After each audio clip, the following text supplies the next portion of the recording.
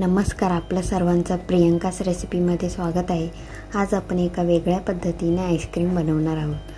हा आईस्क्रीम आपण साखर आणि दुधाचा वापर न करता बनवणार आहोत। यासाठी तुम्ही व्हिडिओ स्किप न करता पूर्ण बघा आणि चॅनलला सबस्क्राइब करा। चला तर मग रेसिपीला सुरुवात करूया। इथे आपण आईस्क्रीम बनवण्याचं साहित्य घेतलेलं आहे। 3 केळी घेतलेली आहेत, 5 खजूर घेतलेले आहेत आणि 3 चिक्कू घेतलेले आहेत। आता आपण हे सर्व साहित्य या मिक्सरच्या भांड्यामध्ये टाकायचं आहे। इथे आपण ही केळी सोलून घ्यायचे आणि असे छोटे छोटे तुकडे करायचे आणि या मिक्सरच्या भांड्यामध्ये टाकायचे। 3 साहित्यापासूनच आपण आईस्क्रीम बनवणार आहोत। अगदी सोप्या पद्धतीने होणारा हा आईस्क्रीम आहे।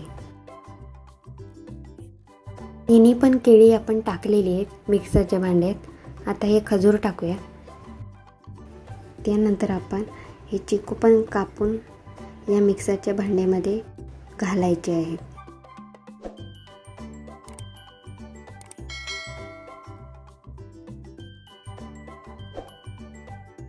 या पद्धतीने आपण सर्व चिक्कू कापून या मिक्सरच्या भांड्यामध्ये टाकायचे आहे।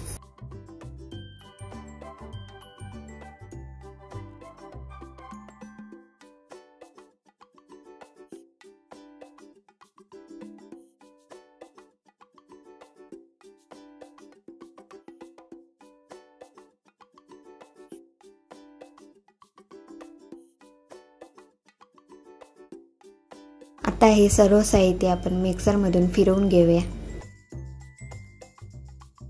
इथे आपण केळी, चिक्कू आणि खजूरची बारीक पेस्ट करून घेतलेली आहे। तुम्ही बघू शकता अशी बारीक पेस्ट करून घेतलेली आहे। आता हे एका प्लास्टिकच्या डब्यामध्ये काढून घेऊया आपण। या प्लास्टिकच्या डब्यामध्ये आपण काढून घेऊया।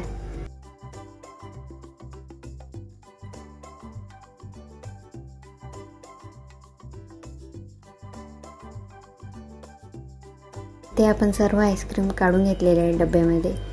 आता झाकण लावून 3 तास आपल्याला फ्रीजरमध्ये ठेवायचं आहे। 3 तास झालेले आहेत। आता आपण उघडून घेऊया आणि इथे आपण मिक्सरचं भांडं घेतलेलं आहे, त्यामध्ये हा आईस्क्रीम काढून घेऊया।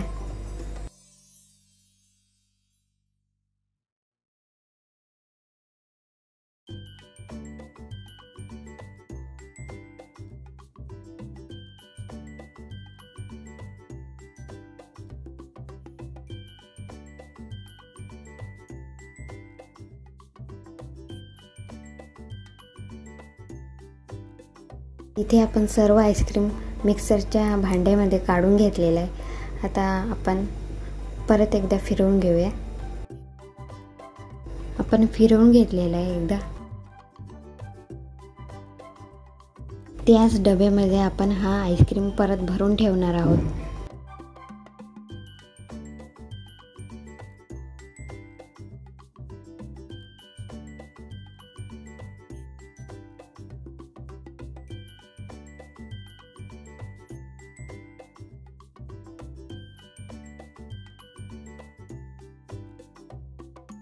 सर्व आईस्क्रीम आपण या डब्यामध्ये काढून घेतलेला आहे। आता हा परत फ्रीजरमध्ये ठेवायचा आहे। ते आपण फ्रीजरमधून आईस्क्रीम काढून घेतलेला आहे। वरती तुम्हाला पाहिजे तर तुम्ही चिक्कूचे काप पण घालू शकता किंवा खजूर पण घालू शकता। ते आपण खजूरचे तुकडे तुकडे करून यावरती घातलेले होते फ्रीजरमध्ये टाकण्याच्या अगोदर। तर इथे आपण वाटीमध्ये हा आईस्क्रीम काढून घेऊया। तुम्ही पण एकदा अशा प्रकारे आईस्क्रीम बनवून बघा, खूपच छान लागतो। साखर किंवा दुधाची गरज लागत नाही या आईस्क्रीममध्ये आणि अगदी सोप्या पद्धतीने होणारा हा आईस्क्रीम आहे। आजची रेसिपी कशी वाटली ते कमेंट करून नक्की कळवा आणि चॅनलला लाईक, शेअर, सबस्क्राईब करा। पुन्हा भेटूया एका नवीन रेसिपीसोबत। थँक्यू।